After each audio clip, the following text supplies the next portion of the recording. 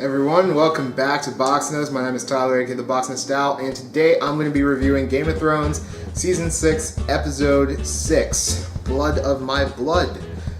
So, let's get into it. Not a very loaded episode this time around, I don't think. We kind of start off where we left off, which was Bran and Mira running away from Whites and the White Walkers, and then we get introduced to Cold Hands, aka Benjen, which made a lot of book readers go, I'm sorry, what? And I kind of also went, I'm sorry, what? Because, as I've already stated multiple times, I do not read the books. They're like 1,000-page long. Those things are daunting. I just, no, I'm not getting into that. I have to be really invested. But essentially, what I do is pretty much just kind of try to keep up, sort of, with what's going on in the books. And given the fact that, like, the latest book is still not even out yet, and that the show has surpassed it, I've got a lot of time to stay current with that. But one of the things that I learned was the fact that George R.R. Martin himself said that Cold Hands, who is a character in the book, who is like this icy-handed, hooded figure with like piercing blue White Walker eyes, and maybe one of the White Walkers is actually is not Benjen. Like, he said that himself, so I'm surprised to see that it is him, but maybe he's pulling a J.J. Abrams where it's like, it's not Khan. Khan's not going to be in the movie, and it turned out like Benedict Cumberbatch is Khan.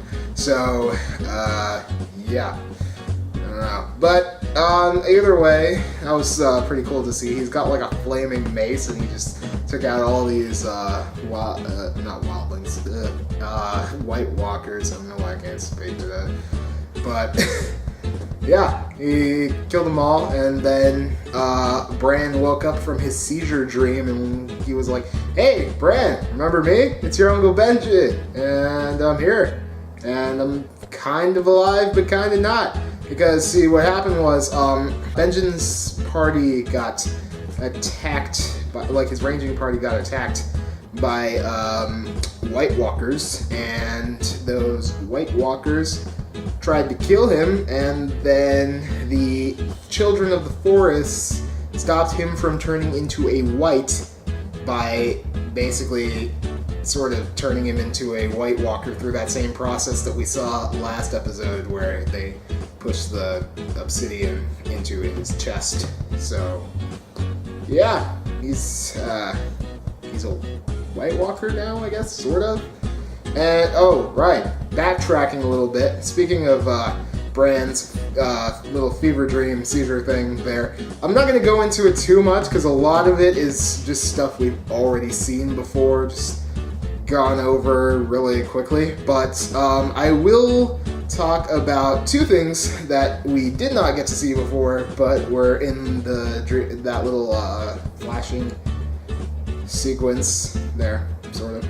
I guess you would call it. Anyways, yeah, so the first thing, which, really quick, the bed of blood. So Lyanna Stark is bleeding on the bed, and she dies, and that's where it is assumed that she gave a horrible C-section birth, or just a really botched regular birth to Jon Snow.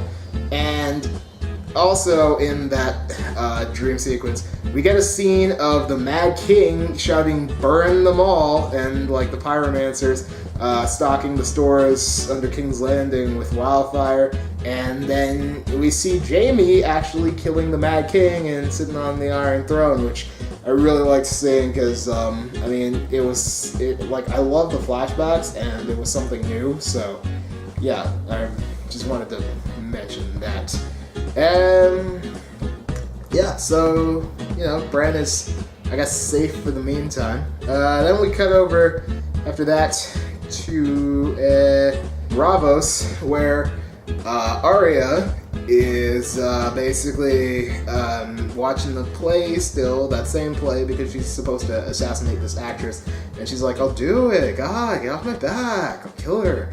And then, yeah, she still didn't kill her, actually. She decided that killing the actress wasn't worth it, I guess probably because Arya still has this kind of Ned Stark-esque sense of justice, and because the actress hasn't done anything wrong, it's kind of like, well, I'm not gonna murder her for, like, nothing, pretty much. Like, she just can't, she's not that type of person, which I actually enjoyed because it shows a lot of, like, personal growth in the character, right? Because I do not like, anybody who knows me knows, I do not like Arya's scenes, right? Maisie Williams is a fine actress.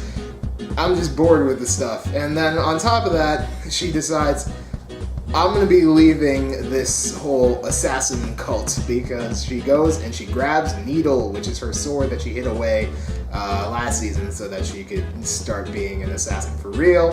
And yeah, she goes and grabs it, and I think she's gonna be leaving there. And I'm glad about that because I didn't really see why the whole thing was going down. I didn't know how that was going to play back into the rest of the story, and I knew Arya has to play back into the story in some way. Otherwise, she's literally just a filler character. So, yeah, I'm glad that she's leaving the Faith, and I hope she kills that stupid waif character, because I swear, if I have to see her resting bitch face for one more episode, I'm gonna lose it. Like, the character is just... It's like your that entire storyline is like your teacher is telling someone to bully you. I don't know. I mean, maybe some people like it. I cannot get into it. I'm sorry. Like, I never enjoyed it. But for the first time, am excited to see where this is gonna go, because she's gonna dip out of there. So, yeah. Let's hope for the best. Anyways, after that scene, we cut over to King's Landing, wherein Jaime and the Tyrell soldiers are marching up the steps of the Sept to get Marjorie back, pretty much, and to save her from her penance walk. And then things go all, I'm going to use a British term here, pear-shaped on them, and yeah, turns out Marjorie and Tommen are both inside the Sept, and Marjorie doesn't have to do the penance walk because the gods said it's cool, according to the High Sparrow. And then, oh yeah, they walked out too with like these new Kingsguard guys with like, on their armor, it had the Faith of the Seven logo, the 7-pointed star, rather than the actual crown thing. So, yeah, Tommen's dead, pretty much, right? We all agree to that now. Like, Tommen is going to die because there's no way this kid's still going to be alive by the end of the season. I don't think it's going to be soon, but I think either late this season or early next season, Tommen is dead.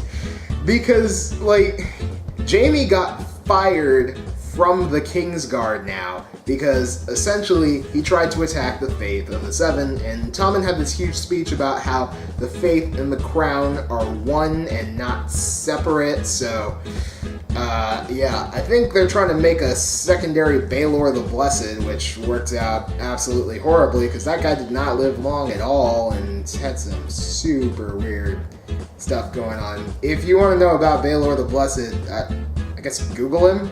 I don't know. I'm not really like the type to make videos about. I'm not super knowledgeable about the Game of Thrones universe, but basically, he was a very priestly king. He locked his sisters away so he wouldn't have sex with them, and then it's a long story. Anyways, okay, I'm sorry.